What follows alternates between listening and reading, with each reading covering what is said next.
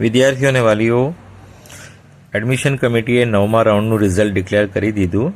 જે 7 સીટ ખાલી હતી, એક હોમિયોપેથની અને 6 આયુર્વેદની, એ 7-7ને સીટ એલોટ કરી દીધી છે અને એમને સમય આપ્યો છે 4 તારીખ સુધી પેમેન્ટ કરવાનું HDFC બેંકમાં અને હેલ્થ સેન્ટર પર રિપોર્ટિંગ કરવાનું 4 તારીખ સુધી.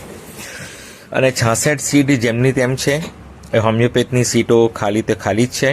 એના માટે હવે એડમિશન કમિટી શું કરે છે એના માટે આપણે વેઇટ કરવાની છે.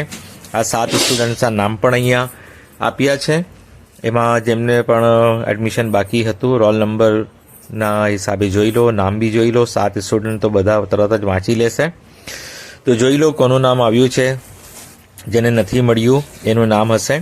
તો આ 9મા રાઉન્ડનું રિઝલ્ટ છે અને એડમિશન કમિટી કહે છે કે આ 7માંથી પણ કોઈ સીટ છોડશે ને તો એડમિશન કમિટી 10મું રાઉન્ડ આપીને બાકીના મેરિટ લિસ્ટમાં જે છે એમને સીટ એલોટ કરશે.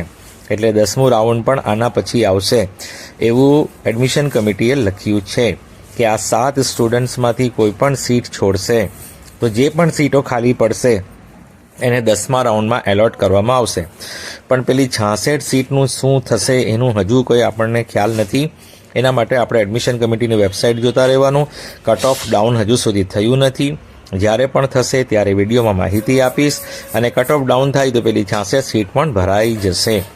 અને MBBS BDSનું હજુ સુધી કોઈ નોટિફિકેશન નથી, કોઈ ઇન્ફોર્મેશન નથી.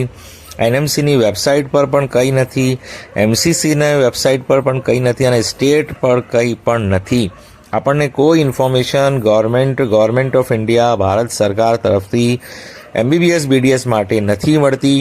આયુષવાળા તો ફટાફટ રાઉન્ડ એક્સટેન્ડ કરીને બધાને સીટો આપે છે. પણ MBBS BDSની વેબસાઇટ એકદમ શાંત થઈ ગઈ છે. 20 નવેમ્બર પછી કોઈ ઇન્ફોર્મેશન નથી. ગવર્મેન્ટ ઓફ ઇન્ડિયાની કોઈ પણ વેબસાઇટ પર 20 નવેમ્બર પછી MBBS BDSની કોઈ ઇન્ફોર્મેશન નથી. એના માટે આપણે વેઇટ કરવું પડશે ને એડમિશન કમિટી દરેક આયુર્વેદ હોમિયોપેથના રાઉન્ડ પછી લખે છે કે આટલા ફોરફિટ થયા છે, આ લોકોના નામ MBBS BDS આયુર્વેદ હોમિયોપેથની મેરિટ લિસ્ટમાંથી કમી કરવામાં આવ્યા છે. એટલે MBBS BDSનું રાઉન્ડ તો આવશે જ અને આવવું જ જોઈએ, પણ ક્યારે આવશે એ આપણને ખ્યાલ નથી.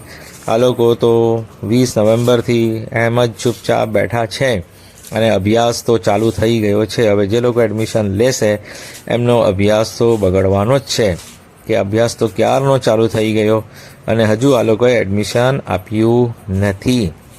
90 સીટો ગુજરાતમાં, 280 સીટો ઓલ ઇન્ડિયામાં અને દરેક સ્ટેટમાં અમુક સીટો ખાલી છે. તો ઘણી સીટો ખાલી છે, પણ આ લોકો આટલી મહેનતથી નીટ આપતા હોય તો એડમિશન ફટાફટ આપી દેવું જોઈએ મેરિટ રેન્ક અનુસાર. ચેનલ સાથે જોડાયેલા રહો, જેથી જે પણ માહિતી આવશે તમને જાણ કરવામાં આવશે. Thank you so much for listening, liking, subscribing and sharing. જો નોટિફિકેશન ઓન રાખજો સબસ્ક્રાઇબ કર્યા પછી, જેથી તમને તરત માહિતી મળી જાય. સમજી ગયા? નોટિફિકેશન ઓન નહીં રાખો તમને ખબર નહીં પડે મારો વિડીયો આવ્યો કે નહીં. નોટિફિકેશન ઓન રાખશો તો તમને જે પણ મારો વિડીયો આવશે તમે ઇન્ટરનેટ ઓન કરશો એટલે મારો વિડીયો તમને દેખાઈ જશે.